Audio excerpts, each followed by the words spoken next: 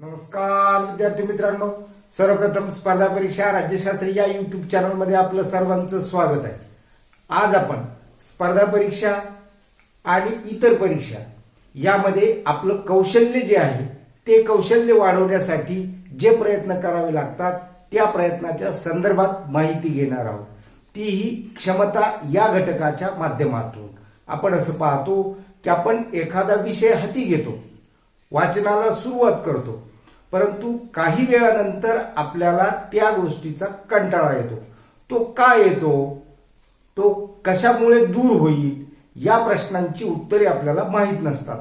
ती उत्तरे आपल्याला शोधण्यासाठी आपली जी काही क्षमता आहे, म्हणजेच आपल्या अंगी असणारे जे काही कौशल्य आहे ते कौशल्य विकसित करण्याची एक खुबी आपल्याला यावी, या दृष्टीने आपल्या या चॅनल अंतर्गत वेगवेगळे जे काही प्रयत्न आहेत त्या प्रयत्नाचाच एक भाग म्हणून हा वेगवेगळ्या सुविचाराचा भाग आपण या ठिकाणी घेतलेला आहे। अशाच सर्व काही गोष्टी पाहण्यासाठी या चॅनलवर कनेक्ट राहा। सर्वप्रथम हे चॅनल सबस्क्राईब करून घ्या, आलेलं बेल आयकॉन प्रेस करा, सर्व विद्यार्थी मित्रांना हे व्हिडिओ शेअर करा। कमेंटच्या माध्यमातून तुमच्या फीडबॅकची नोंद झाली की अशाच नवनवीन गोष्टी तुमच्यापर्यंत घेऊन येता येतात। विद्यार्थी मित्रांनो, आपल्याला अभ्यासाच्या दृष्टीने कोणती गोष्ट करावी, कोणती गोष्ट करू नये हे कधी समजतं, जोपर्यंत ती गोष्ट आपण करत नाही तोपर्यंत। एकदा आपण एखादा विषय हाती घेतल्याच्या नंतर आपल्याला हळूहळू त्यामध्ये वेगवेगळ्या गोष्टी समजत जातात। मग सुरुवातीलाच आपल्या मनामध्ये जो काही प्रश्न निर्माण व्हायला पाहिजे तो प्रश्न कोणता व्हायला पाहिजे, तर बाजूला आपण तो क्वेश्चनही या ठिकाणी तुम्हाला दिलेला की आपल्या मनामध्ये हा प्रश्न निर्माण व्हावा की या वेळेचं मी काय करू। म्हणजे आपल्याकडे जो आत्ता वेळ उपलब्ध आहे या वेळेचं मी काय करू हा प्रश्न मनात घ्यायचा आणि लगेच त्याची अंमलबजावणी करण्यासाठी दुसऱ्या क्षणाला आपण बसायचं।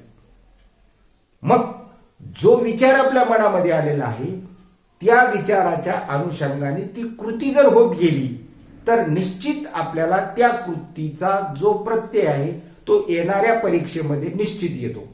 म्हणून आता ही कृती कोणती असावी, तर विद्यार्थी दशेमध्ये ही कृती म्हणजेच तुमच्या अभ्यासाची कृती असावी।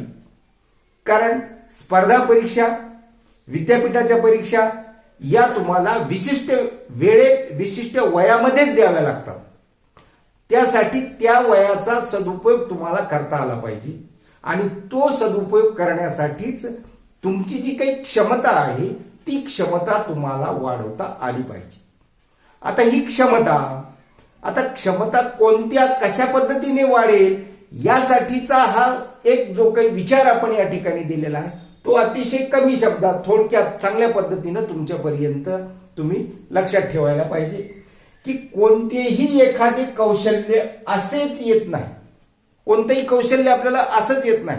आपण असं पाहतो जगामध्ये वेगवेगळे जे काही लोक आहेत, जे उदाहरणादाखल आपण ज्या लोकांची उदाहरणे आपल्या समोर घेत असतो ते उदाहरणे जर पाहिले तर ते कौशल्य त्यांच्याकडे असंच आलेलं नाही।